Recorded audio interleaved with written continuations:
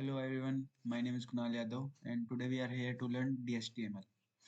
तो इस टॉपिक को हम एक पावर पॉइंट स्लाइड की मदद से समझेंगे, प्रेजेंटेशन की मदद से। तो सबसे पहले इस पीपीटी के ओवरव्यू पहले बताएंगे, हम समझेंगे DHTML क्या है, फिर उसके बाद देखेंगे कंपोनेंट्स ऑफ DHTML किस किस चीज़ से मिलकर बना हुआ है, उसके बाद एंड में features of DHTML।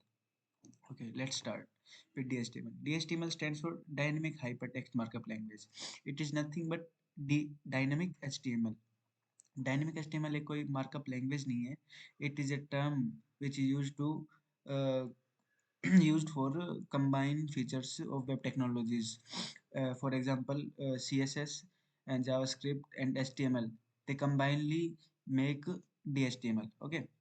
DHTML application was introduced by Microsoft.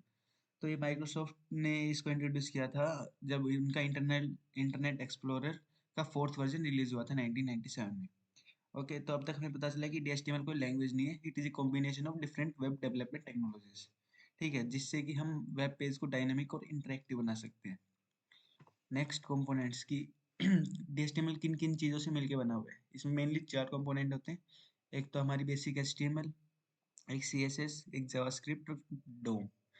तो पहले देखते हैं हम HTML। HTML सबको पता है कि ये क्लाइंट साइड मार्कअप लैंग्वेज है। It is used to make the structure of a web page. Okay, तो उसके बाद हम देखते हैं CSS। CSS stand for cascading style sheets.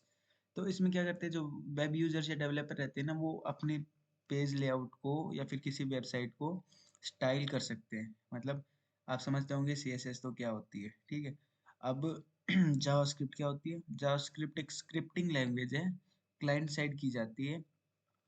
ठीक है, और ये मैनिपुलेट और कंट्रोल कर सकती है HTML एलिमेंट्स को। ठीक है, अब the statement in JavaScript are the commands which tell the browser for performing action.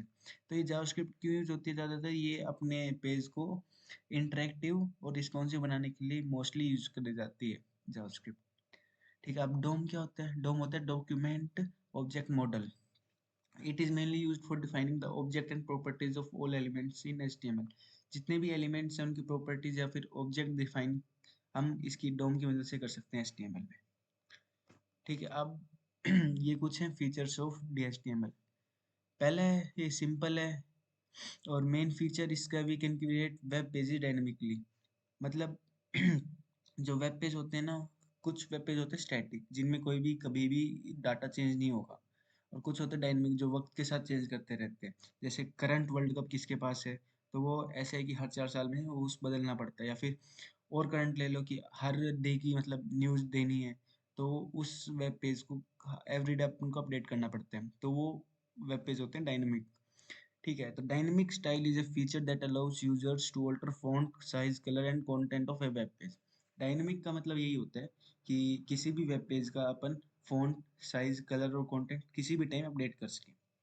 Okay, इसका इसका तीसरा फीचर है, it's provide the facility for using the event method and property and also provide the feature of code reusability. अपन कोई भी अपन ने code लिख रखा है उसको रीयूज कर सकते हैं, इसका एक फीचर है DHTML का। ठीक है, और अपन DHTML की मदद से डाटा बाइंडिंग भी कर सकते हैं। Using DHTML, users can create dynamic fonts for their websites और वेब पेजेस। वही बात है, घूमा फिरा के मेन चीज़ें हैं DHTML की, डायनेमिक होती है और ये डाटा बाइंडिंग होती है, कोड रीयूजेबिलिटी, और एक और होता है, चलो छोड़ो, उसको अभी याद नहीं आ रहा। With the help of DHTML, users can easily change the tags of their property. वही बात है, dynamic. Okay, the web page functionality enhanced because of DHTML uses low band. हाँ, तो DHTML लो बैंडविड्थ यूज करती है, तो उससे वेब पेज की फंक्शनैलिटी बढ़ जाती है।